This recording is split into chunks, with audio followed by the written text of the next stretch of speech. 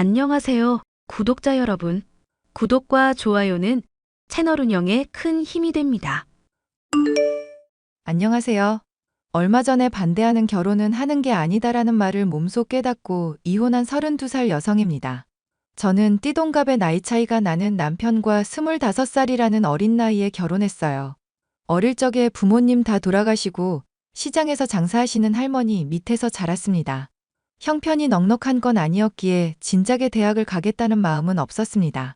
그저 하루빨리 돈 벌어 할머니와 여유있게 사는 게 제 유일한 소망이었죠.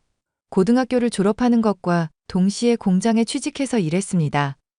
그래도 학교 생활하면서 여러 가지 자격증 공부를 꾸준히 했고 또래에 비해서는 많은 월급을 받으며 일할 수 있었죠. 3교대 근무로 일을 해야 해서 몸이 피곤하긴 했지만 할머니와 행복하게 살 생각을 하며 악착같이 버텼습니다. 그러다 공장에서 남편을 만났어요. 남편은 공장에서 일하는 경력직 직원이었습니다. 저에게 첫눈에 반했다며 1년 정도를 따라다니다가 제가 마음을 받아주게 되면서 연애를 하게 되었죠. 주영아, 오늘도 늦게 들어온다니? 아니요, 오늘 낮근무라서 6시면 끝나. 할머니 내가 보고 싶구나? 우리 강아지 오랜만에 갈비찜 좀 해주려고 그러지. 이 할미도 오늘은 수완이 좋아서 일찍 끝났거든. 나물 다 팔고 들어왔다. 우와, 고생했네. 우리 할머니, 나 바로 집에 가면 6시 반쯤 될 건데 내가 따로 사갈 게 있나? 그냥 빈손으로 와. 그리고 옆 가게 박 사장이 그러던데 주영이 너 만나는 남자 있니? 좀 더 확실해지면 말하려고 했는데 박 사장님 말하지 말라니까. 왜 뭐가 어때서 손주사위 될 사람은 뭐 하는 사람이다니? 같은 공장에서 일하는 팀장님이셔. 근데 나보다 나이가 조금 많아. 띠 동갑 차이나. 나이가 많긴 많구나. 그 나이 먹도록 장가 못 간 이유라도 있다니? 나야 모르지. 그런데 날 어찌나 좋아하는지 매일 결혼하자고 난리야. 아직 결혼하기엔 이른 나이인데 조만간 한 번 데리고 완 이 할미가 별다른 능력은 없어도 오래 살아보니 사람 눈빛만 봐도 어떤지 다 알겠더라. 알겠어. 조만간 한번 데리고 갈게. 이제 곧 끝나니까 조금만 기다려. 남편은 나이도 있고 해서 결혼을 빨리 서두르는 눈치였습니다. 솔직히 벌이도 나쁘지 않았고 생긴 것도 그 나이에 비해서 젊어 보이는 편에 속해서 결혼해도 좋겠다 생각했어요. 남들은 나이도 어린데 더 즐기다 결혼하지 그러냐며 제가 아깝다고 늘 말했습니다. 할머니께 인사드리니 할머니는 나이 많은 게 조금 흠이라고 하셨지만 저를 잘 대해주는 남편의 모습을 보시고는 결혼해도 좋다며 이내 허락을 해주셨죠. 시댁은 요양원에 계신 시아버지, 가정주부이신 시어머니, 아주버님, 남편 이렇게 네 식구였습니다. 시아버지는 몇 년 전 뇌졸중으로 쓰러져 몸을 잘 가누지 못하는 상태였고 생활하기 불편하고 누군가의 보살핌이 있어야 해서 요양원에 입소한 상태였어요. 이런저런 상황들 때문에 솔직히 결혼이 조금은 망설여졌습니다. 시어머니가 정말 옛날 마인드를 갖고 계신 분이었거든요. 저는 자유롭게 제 할이라며 지내고 싶었는데 결혼하면 일 그만두고 집안일에 힘써야 한다고 하신 분이었죠. 하지만 남편을 사랑하는 마음이 컸기에 단단히 각오하고 남편과 결혼을 하게 되었답니다. 저희 집이나 시댁이나 따로 집을 마련해줄 형편은 되질 않아서 몇 년만 시댁에서 살기로 했어요. 하지만 그건 아주 잘못된 선택이었습니다. 이혼으로 가는 지름길인 줄도 모르고 그저 가족이 생긴다는 기대감에 마냥 좋아했던 저였죠. 지금 어디니? 장 보러 나간 지가 언젠데 아직까지 안 들어와? 어머니, 저 지금 들어가려고요. 장 보러 나온 김에 친구 만나서 잠깐 커피 한잔 했네요. 뭐라고? 너 지금 그럴 정신이니? 이제 2시간 뒤면 네 남편 퇴근하고 저녁 시간인데 저녁 준비해야지. 네, 저도 시간이 이렇게 된지 몰랐어요. 죄송해요. 지금 바로 갈게요. 도대체 정신머리를 어디다 두고 다니는 거야? 네 할머니가 널 그렇게 가르쳤니? 지금 당장 튀어와. 엄마, 나 오늘 회식해. 그러니까 집사람이랑 저녁 챙겨 먹어. 나 좀 늦어. 아이고, 우리 아들 밥은 먹고 다니는 거냐? 알았다. 우리 걱정은 말고 일 보고 들어와. 오늘도 좀 늦네요? 나도 다시 공장 가고 싶다. 얘 좀 봐. 어디 시어머니 앞에서. 여자는 그저 남편 내조만 잘하면 되는 거야. 어머니, 저도 일하던 사람이라 집에만 있으려니 갑갑하긴 하네요. 이참에 아르바이트라도 할까요? 말도 마라. 너 살림도 아직 배우려면 한참 남았어. 네 남편이 벌어다 주는 돈으로 살면 되는 거지. 그렇게 돈을 벌고 싶니? 저 사람 혼자 버는 것보단 낫잖아요. 10만 원 벌고 20만 원 벌고. 그럼 더 여유롭지 않을까요? 나 때는 남편이 돈 안 벌어다 줘도 다 알아서 먹고 잘만 살았다. 네가 아직 살림을 못해서 그러는 거야. 너 퇴직하면서 받은 돈도 있고. 그럼요. 열심히 살림이나 배워야죠. 다음 주에 아버님 요양원 가는 날인데 저만 가면 되나요? 그래, 난 볼 일이 있어서 못 가. 그러니까 네가 가서 하룻밤 자면서 시아버지 수발도 좀 들어주고 그래라. 그 양반, 우리 안 본 지 오래돼서 적적해 할 거다. 당신이 여러모로 고생이 많네. 나도 같이 가면 좋겠지만 일이 많아져서. 아무튼 난 오늘 늦으니까 먼저 자. 예끼, 그런 소리 하지 마라. 여자가 집안일 하는 게 뭐 대수라고. 그러면 세아가 버릇만 나빠지는 거 모르니? 에이, 엄마도 너무 닥달하지 마요. 아무튼 나중에 봐. 알겠어요. 남들이 다 반대하는 결혼을 했던 이유는 그저 남편에 대한 믿음 때문이었습니다. 남편은 저한테만 잘하는 게 아니라 때때로 할머니까지 알들살들 잘 챙겨주었거든요. 하지만 결혼하고 나서는 제가 일을 그만두고 어느샌가부터 본인 일에만 집중하며 그전과는 다른 모습을 보였습니다. 시어머니는 며느리도 생겼겠다. 온갖 집안일은 저에게 맡기셨고 본인은 놀러 다니기 바쁘셨어요. 어린 나에게 시아버지 요양원에 가서 병수발 들고 시어머니와 남편 몇 끼니 해먹이며 산다는 게 어떻게 보면 참 불쌍하더라고요. 남들은 대학 졸업해서 취업을 준비한 해만에 하는데 저는 그런 거 없이 그저 살림만 하게 된 거죠. 그렇게 남들은 한참 멋부리며 사회생활도 하고 여행도 다닐 때 전 그냥 아줌마가 되어버렸습니다. 남편에게는 위로형이 하나 있었는데요. 웬일인지 왕래를 잘하지 않는 눈치였습니다. 그래도 직업이 의사라고 하니 정말 대단하다 생각하며 지내고 있었죠. 결혼식 때 처음이자 마지막으로 보고 인사를 한 게 전부였죠. 어머니, 할머니, 저 임신 8주 차래요. 그게 정말이니? 그럴 리가 없는데. 너 애 들어선 거 맞아? 반응이 왜 그러세요? 저 임신한 거 맞아요. 방금 병원 다녀왔어요. 우리 마누라 큰일했네.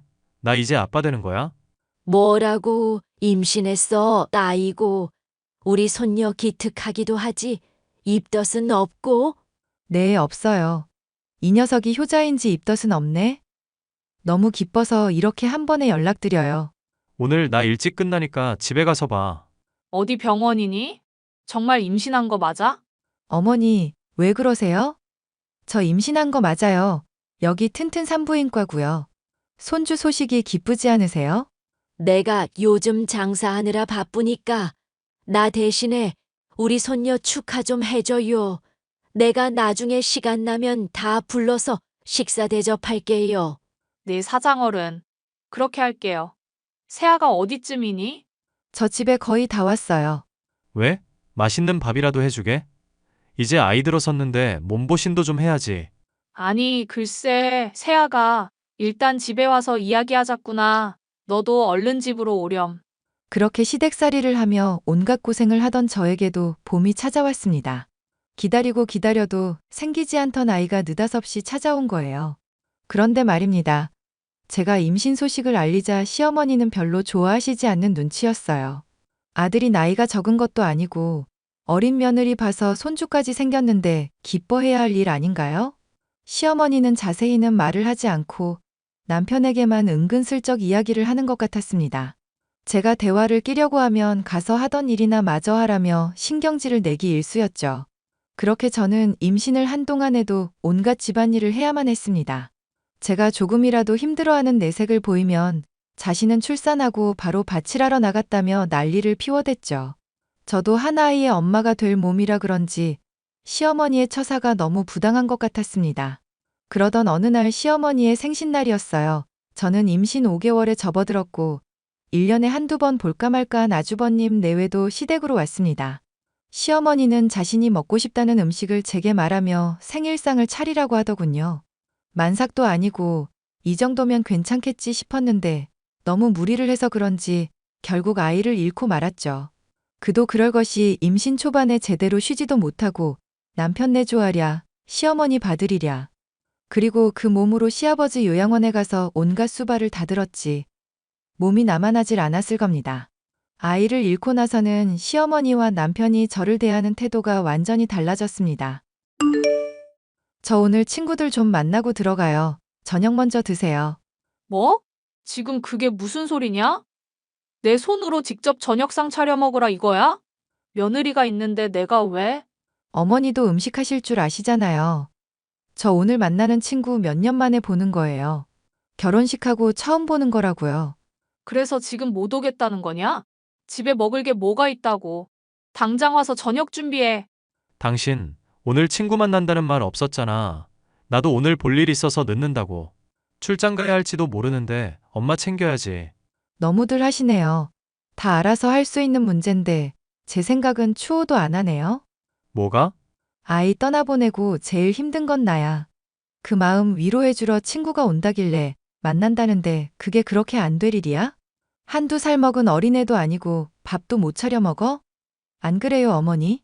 이 말본새하고는 아이고야 이제는 며느리가 시어머니 잡으려드네. 아이 잃은 게 우리 탓이냐? 네 몸 하나 제대로 간수하지 못한 네 탓이지. 맞아. 엄마 말 틀린 거 하나 없지. 당신 나이도 어린데 몸 관리를 어떻게 한 거야? 지금 말 다 했어? 누구 때문에 유산했는데? 임신 초기에 쉬지도 못하게 한 게 누군데? 이게 무슨 소리야? 내가 언제 쉬지 말라고 했니? 네가 알아서 집안일하면서 짬짬이 쉬면 될 일 가지고 지금 누구한테 바락바락 대드니? 어머니도 그러시는 거 아니죠. 어머니도 똑같은 여자잖아요. 그럼 적어도 괜찮냐는 말이 먼저 아니에요? 그런데 그런데는 뭘 그런데요예요? 며느리가 유산했는데 괜찮냐는 말 한마디 하는 게 그렇게 어려워요? 어머니 원래 이렇게 인색하신 분이셨어요? 지금 엄마한테 무슨 말버릇이야? 당신도 그래. 나 위로해 준 적 있어? 맨날 야근에 출장해. 나 혼자 지지고 볶고 다 했잖아. 내가 식모야? 내가 심부름꾼이야? 고된 시집살이를 견디지 못하고 유산을 한 저는 떠나보낸 아이에 대한 죄책감으로 하루하루가 고통스러웠습니다. 그런데도 불구하고 저를 위로해주기는커녕 오히려 저를 탓하며 미친년 취급을 하더라고요. 결국 남편과 시어머니와의 사이는 점점 멀어지게 되었습니다. 그나마 제가 버틸 수 있던 건 종종 연락을 해오던 형님 덕분이었어요. 제 소식을 들었다며 제일 먼저 걱정해주고 공감해준 분이 바로 형님입니다. 아주버님도 남편에게 어린 나이에 시집와서 같이 살아주는 것만으로도 고마워해야 한다며 잔소리를 해주셨고요. 하지만 그럼에도 불구하고 남편은 달라지는 모습 따윈 없었습니다. 오히려 더 밖으로 나돌더라고요. 모든 걸 포기하려던 찰나 왠지 남편의 휴대폰을 보고 싶은 겁니다. 결국 남편이 잠든 틈을 타 휴대폰을 이리저리 살펴보았어요. 나이가 있던 사람이라 잠금을 해두거나 하지는 않았더라고요. 메신저를 보는데 정말 충격을 받지 않을 수 없겠을 정도로 적나라한 대화가 있었습니다. 남편에게는 내연녀가 있던 거예요. 그리고 시어머니도 그 사실을 알고 있었죠. 모든 증거를 캡처해서 제 휴대폰으로 옮겨놓고서는 아무 말도 하지 않고 며칠을 지냈습니다. 그리고 저도 이전과는 다른 태도로 남편과 시어머니를 대했죠. 당신 요즘 뭐 하는데 이렇게 늦게 다녀? 어디야? 집에도 없고. 나 요즘 친구들 좀 만나고 다니는데 왜? 뭐가 잘못됐어? 아니, 우리 엄마 식사도 좀 챙겨드리고 해야지. 그렇게 밖으로만 나돌면 어떡해? 엄마가 당신 연락 안 받는다고 난리야. 내 알바야? 차단해놔서 연락 온지도 몰랐네. 차단을 해? 왜? 당신 제정신이야? 요즘 왜 그렇게 행동하는 거야? 야, 이제 그만 좀 해. 어머니는 손이 없어 발이 없어? 그리고 당신도 자기 엄마 밥은 좀 차려줄 수 있는 거 아니야? 내가 언제까지 당신들 뒤치다꺼리 해줘야 해? 뭐? 야, 너 말이 좀 심하다. 내가 오냐오냐 해줬더니 아주 기어오르네. 너랑 나랑 나이 차이가 얼만데. 말 한 번 잘했다.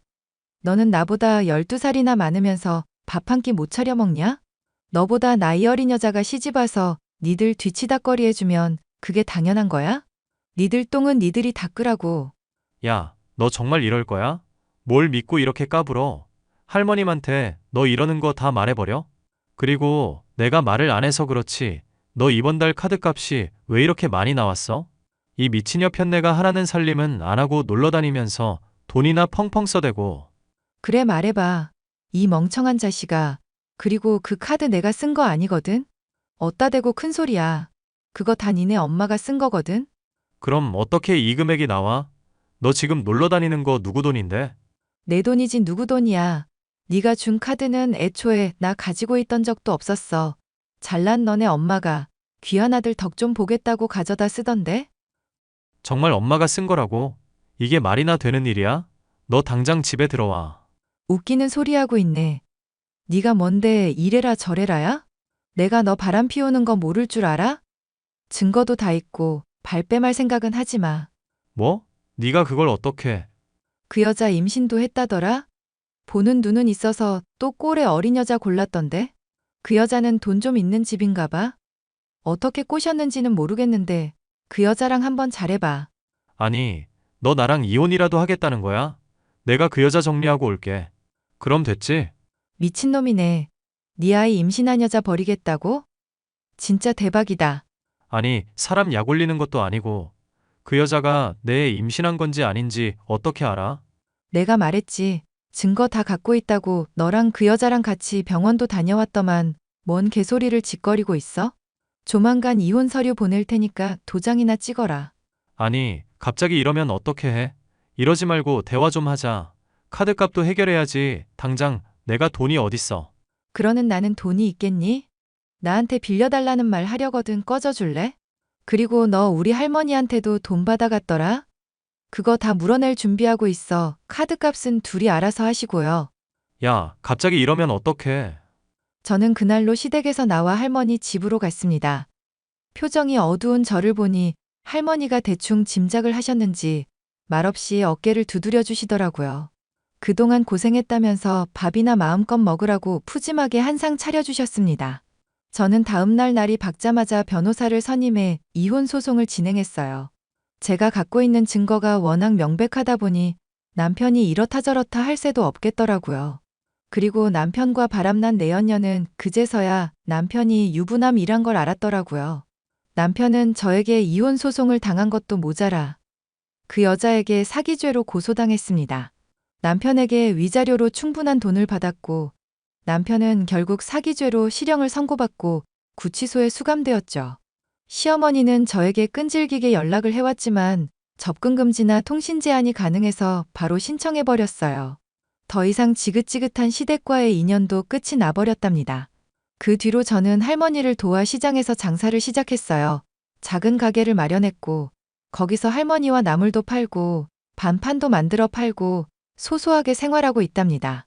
아직은 젊은 나이니까 새 출발을 해도 될진 모르겠지만 젊은 나이에 결혼과 이혼을 하게 되니 딱히 생각은 없더라고요.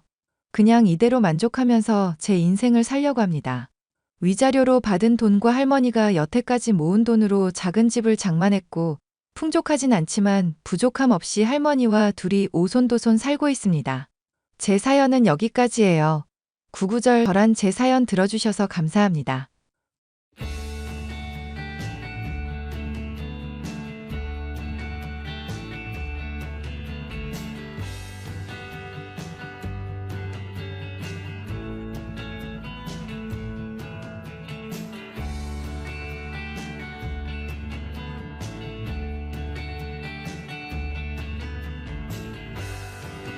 안녕하세요, 구독자 여러분. 구독과 좋아요는 채널 운영에 큰 힘이 됩니다. 안녕하세요. 서울에 거주하고 있는 32살 평범한 여성입니다.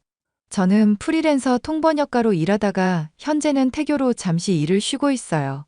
남들이 보면 좋은 시댁 만나 행복하게 잘 살고 있다고 남 부러울 것 없다고 하는데요. 사실 저는 어릴 적 부모님이 모두 돌아가셔서 보육원에서 자랐습니다. 대학 시절 남편을 만나 오랜 기간 연애 후 결혼했는데 벌써 5년 차네요. 솔직히 젊은 나이에 결혼하면서 부럽다는 분들이 많지만 그 결혼을 하기까지 정말 많은 고민을 했습니다. 행복한 결혼 생활을 기대했지만 결혼 후의 삶도 그렇게 순탄치만은 않았거든요.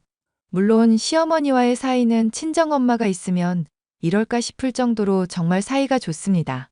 배가 점점 불러와서 집에 있는 시간이 많은데 사연을 여러 개 듣다 보니 시댁 식구와 관련된 사연들이 많더라고요. 오늘 제가 여러분께 들려드릴 이야기도 제 시댁 이야기입니다. 인생을 살면서 마음의 상처를 많이 받았던 시기가 바로 이 사건을 겪은 시기이기도 한데요. 갈등의 주 원인은 손윗동서, 즉 제 형님 때문이었습니다. 사사건건 저에게 시비를 거는 건 물론이거니와 드라마에서 보던 것처럼 온갖 멸시를 받았거든요. 이중적인 그 여자의 모습을 생각하면 아직도 치가 떨린답니다. 어떤 사연인지 궁금해하실 것 같으니 지금 바로 시작할게요. 여보, 오늘 병원 갔다 왔어? 응, 조금 전에 병원에서 나오는 길이야. 대기를 얼마나 했던지. 고생했어. 우리 여보 병원에서는 뭐래? 김 교수님이 잘해주셨어? 응, 어머님이랑 당신이 신경 써주신 덕분이지. 수술 자국도 깨끗하고 완치됐대. 6개월에 한 번씩만 컨디션 체크만 하러 오래. 우와, 잘됐다. 그동안 스트레스 많이 받아서 솔직히 걱정했거든. 그래도 다행이다. 밥은 먹었어? 아직 안 먹었어. 어머니 시간 되시려나 모르겠네. 아, 엄마, 오늘 임원회의 있으시다고 했다. 아, 그래? 아까 미정이한테 연락 왔었는데 그냥 점심 같이 먹자고 해야겠다. 나 신경 쓰지 말고 일해. 동서, 지금 집 아니야? 형님, 안녕하세요. 저 병원 다녀왔다가 친구랑 만나서 밥 먹고 커피 한잔하고 있어요. 무슨 일 있으세요? 무슨 일은? 본가에 들렀다가 동서 없길래 집순인 줄 알았는데 의외로 바깥 활동도 하네? 네? 저 오늘 병원 검진이어서요.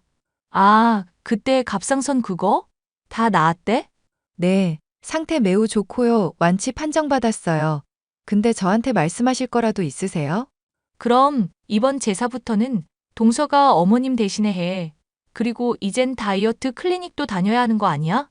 그동안 어머님이 고생하셨으니까 제가 김 여사님이랑 같이 해야죠. 어머, 왜 김 여사님이랑 해? 우리 집안 제사인데 어떻게 남의 손에 맡겨? 아, 제가 말실수했나 봐요. 물론 제가 해야죠. 어머님이 그동안 저 많이 봐주셨는데. 그나저나 다이어트 클럽은 무슨 말씀이세요? 아니, 솔직히 동서가 몇 년 동안 운동도 안 하고 살이 앵간히 쪘어야지 우리 집안 체면 생각 안 해? 네? 형님 말씀이 너무 심하신 것 같아요. 살이 많이 찐 건 맞지만. 갑상선 치료받으면서 약 부작용인 거 아시잖아요. 안 그래도 이제 체중 조절 좀 하려 했어요. 남들이 보면 관리 안 한다고 욕해. 내가 아는데 소개해줘. 아, 아니에요, 형님. 제가 알아보고 다닐게요. 필요하면 말씀드리고요. 아무튼 제사 다다음 주니까 다음 주쯤에 알아서 다 해놔. 맨날 내가 했잖아. 네네. 알죠. 연락드릴게요. 그리고 디저트는 작작 먹어. 그거 다 배로 간다? 그렇습니다.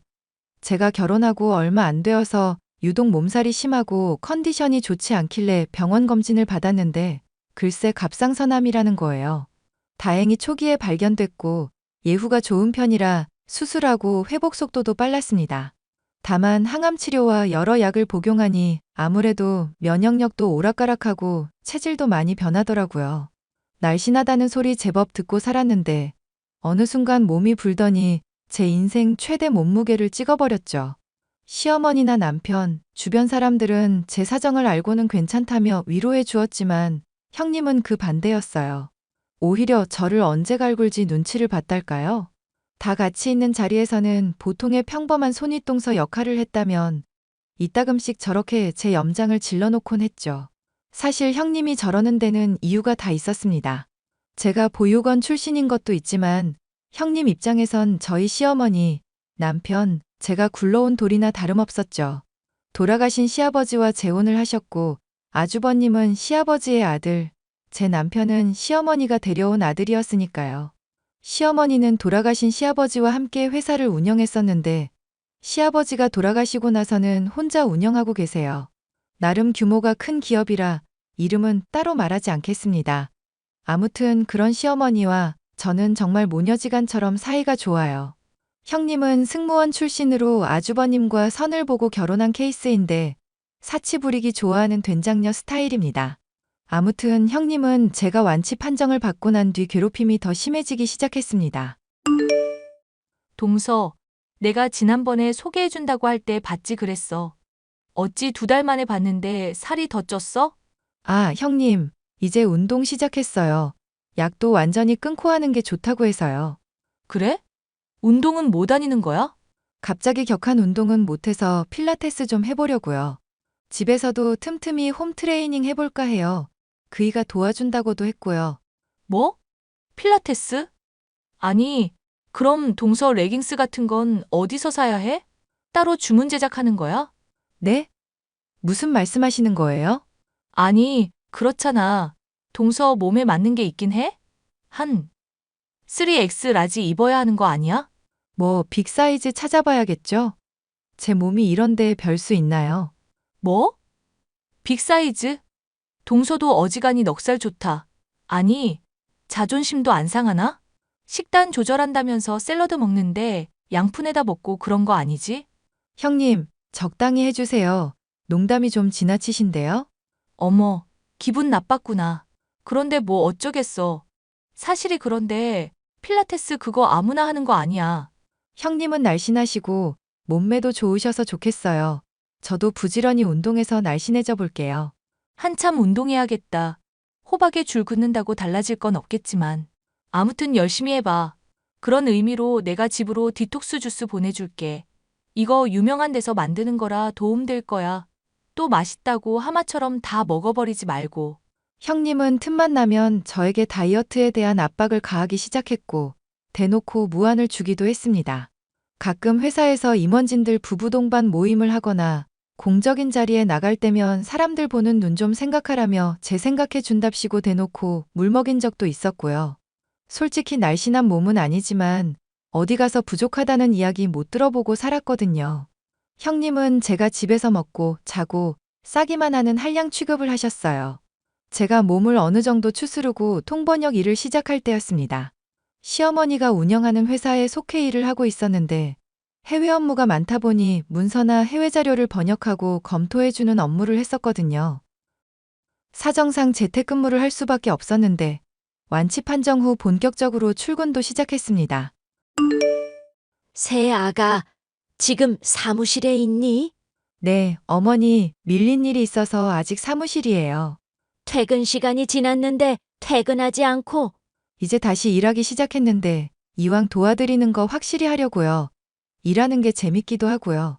엄마, 이 사람 좀 말려줘요. 아주 의욕이 장난 아니야.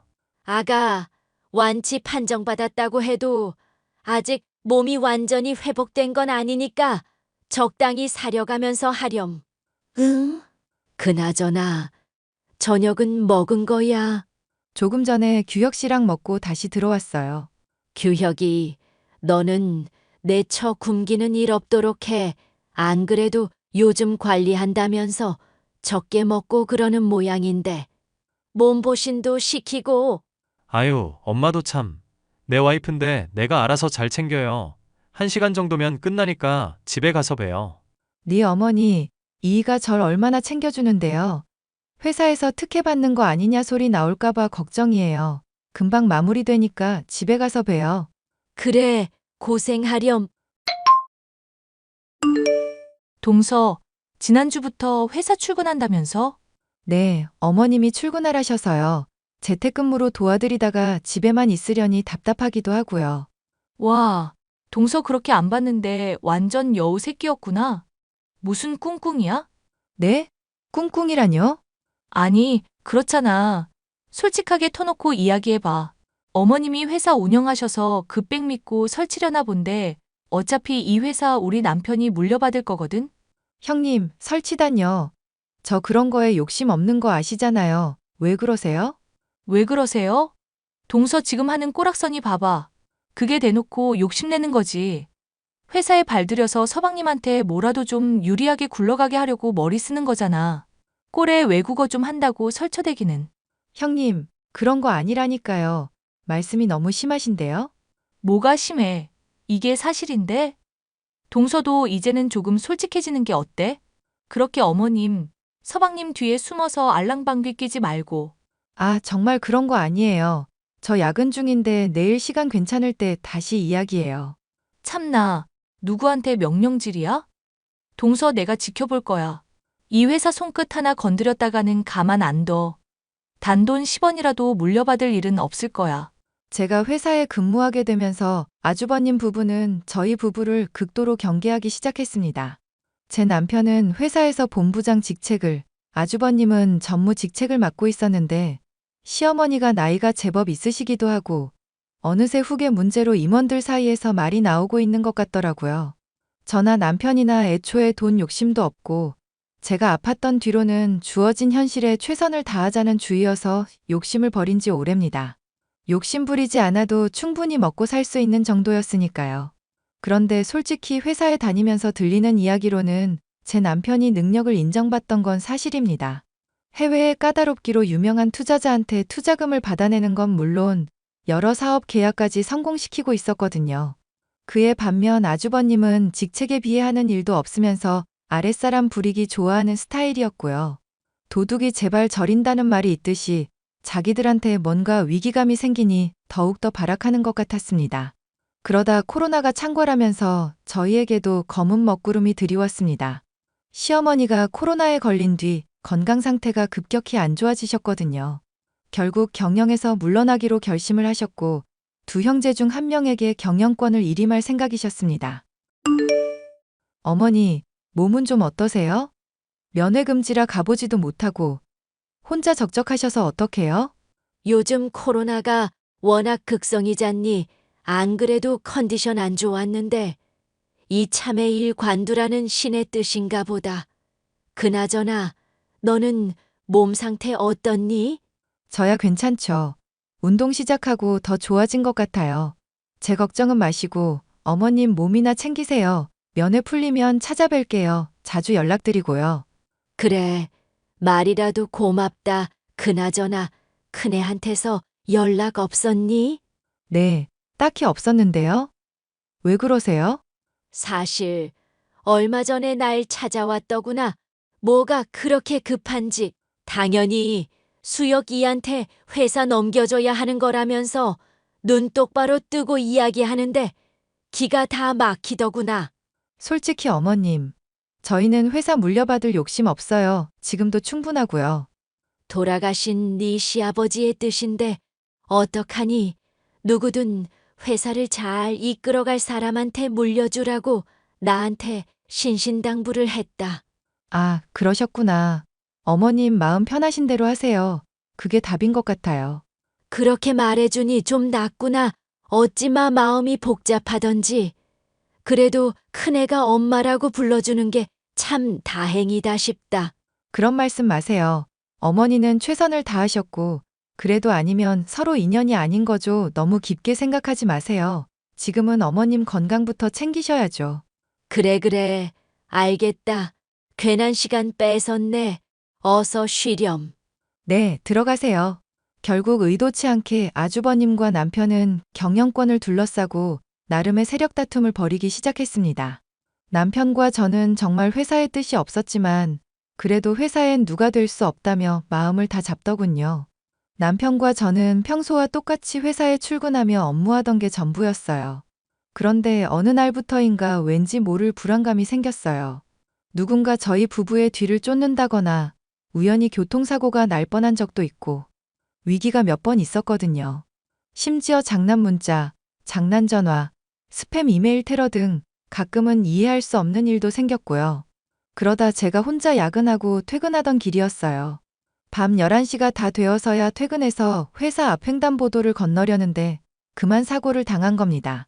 순간 정신을 잃었던 탓에 자세히 기억은 나지 않지만 검은색 차량에 치였던 것만 생각나더라고요. 결국 남편은 더 이상은 안 되겠다 싶었는지 경찰에 수사를 의뢰했고 혹시 몰라 아주버님 부부의 뒷조사를 하기 시작했습니다. 며칠 뒤 경찰과 흥신소 직원으로부터 받은 연락은 가히 충격적이었어요. 제 사고의 범인이 붙잡힘과 동시에 크고 작은 사건들의 배후가 밝혀졌거든요. 이 사실을 시어머니께 알려야 하나 고민을 하는데 형님이 저를 식사 초대하시더라고요. 의중을 한번 떠보고자 초대에 응했고 별일 없이 식사 자리를 마무리하고 집으로 돌아왔죠. 하지만 깜빡한 게 있었다며 형님에게 연락이 오더군요. 동서, 집에는 잘 들어갔어? 내가 깜빡하고 못 준 게 있어서. 네? 뭔데요? 아니, 아까 갈비찜 잘 먹길래 그거 더 챙겨줄 걸 그랬네. 근데 동서는 없이 살아서 그런가? 밥을 무슨 3일 굶은 똥개 새끼 마냥 먹어? 네? 지금 뭐라고 하셨어요? 아니, 웃기잖아. 그렇게 개걸스럽게 처먹으니까 살이 디룩디룩 찌는 거야. 아니, 기분 좋게 마무리하고 왜 이러세요? 왜 자꾸 저한테 스트레스 주시냐고요? 내가 스트레스를 줘? 웃긴다. 선수끼리 모른 척 하지 말지. 나 솔직히 경영권 때문에 동서가 어떻게 나오나 보려고 일부러 식사 초대한 거거든. 근데 정말 아무렇지 않게 잘 처먹더라. 처먹다니요. 말씀이 너무 심하시잖아요. 처먹는 걸 보고 처먹는다고 하지. 그럼 곱상하게, 우아하게 먹는다고 그래? 그렇게 욕심이 많아서야. 음식 욕심도 많은데 회사라고 욕심 안 부리겠어? 하, 욕심은 형님이 부리시는 거고요. 그깟 회사 형님이 가지시던지 볶아 드시던지 알아서 하세요. 역시 동서다. 또 먹는 거랑 연관짓네? 먹는 거 참 좋아하는 것 같은데 우리 집 개밥도 먹어볼래? 여기 개밥도 있는데 이것도 먹어봐. 고급 사료야. 아이고, 그 귀한 걸 저한테 주시다니 감사히 잘 먹을게요. 반응이 왜 이래? 저기요, 형님 분명히 말씀드렸어요. 저는 재산에 욕심 없고 회사도 물려받을 욕심 없고요. 그건 그이도 마찬가지고요. 저도 더는 못 참겠어요. 평생 이러고 살 거 생각하면 치가 떨려요. 무슨 뜻이야? 알아듣게 말해. 제가 그냥 입 다물고 있으려고 했는데요. 가만히 있다가는 진짜 죽을 것 같아서요. 무슨 뜻이냐고. 형님, 지난번 제 뺑소니 사고 사주하셨더라고요. 그뿐만이 아니라 저희 회사에 유언비어 퍼뜨리시고 저번에 집에 도둑도 들어서 귀중품 다 털어가고 그랬는데 얼마 전에 경찰에서 연락이 왔더라고요. 범인 잡았는데 배우자로 형님 이름을 말하던데요. 지금 그 말을 믿는 거야? 어떻게 가족인 나보다 그딴 놈들 말을 믿어? 그딴 놈들이 누군데요? 아, 범인이 한 사람이 아니고 여러 명이구나. 아무튼 저는 이대로 못 넘어가요. 돈은 필요 없으니까 형님 벌 받으세요. 야, 말이면 단 줄 알아? 증거라도 있어? 증거는 차고 넘쳐요. 제가 아무것도 없이 대들었을 거라 생각하세요? 형님이 자꾸 갈구면 없던 욕심도 생겨요. 야, 너 지금 말 다 했어? 곧 경찰들 갈 거예요. 성실히 조사에 임해주시고 저랑 얼굴 보고 살지 맙시다. 모든 사건의 전말이 밝혀지고 주동자로 밝혀진 손윗동서는 결국 3년을 구형받고 구치소에 수감되었습니다. 조사를 하는 과정에서 아주버님의 공금 횡령 정확도 포착하고 온갖 갑질을 난무했더라고요. 형사처벌은 면했지만 대신 말단사원 신분으로 강등되면서 저 땅끝 전라도 고창 지역으로 쫓겨났습니다. 거기에 저희 회사 소속 작은 공장이 있거든요. 남편은 자연스럽게 부사장으로 승진했고 많은 사람들의 응원 속에 경영권 승계를 위한 경영 수업을 받기 시작했죠. 그러다 다이어트도 했고 몸 사이즈도 점점 줄고 몸이 건강해진 탓인지 때마침 아기 천사가 찾아왔더라고요. 저희는 행복의 겨운 나날을 보내게 되었고 아마도 내년 봄에는 행복이 배가 될 것 같습니다. 형님은 구치소에서 여전히 복역 중이고 아주버님은 3교대로 근무하면서 피곤한 나날을 보내고 계세요. 시어머니도 건강을 회복해 병원에서 퇴원하셨고 경영 일선에서 물러나 조용하게 살고 계십니다. 저희는 앞으로 살아가면서 더 베풀고 더 나누면서 살아가려고요. 누구처럼 욕심부리지 않고 주어진 일에 최선을 다하면서 말입니다. 태어날 아이를 위해서라도 부끄럽지 않은 삶을 사는 부모가 될 거예요. 제 사연은 여기까지입니다. 아마 형님이 출소해도 얼굴 볼 일은 없을 거예요. 아주버님과 이혼했거든요. 혹여나 연락 와서 돈이라도 달라고 하면 그땐 정말 소금 뿌려가며 내쫓아버릴 거예요. 그럼 이만 줄이겠습니다. 제 사연 들어주셔서 감사해요.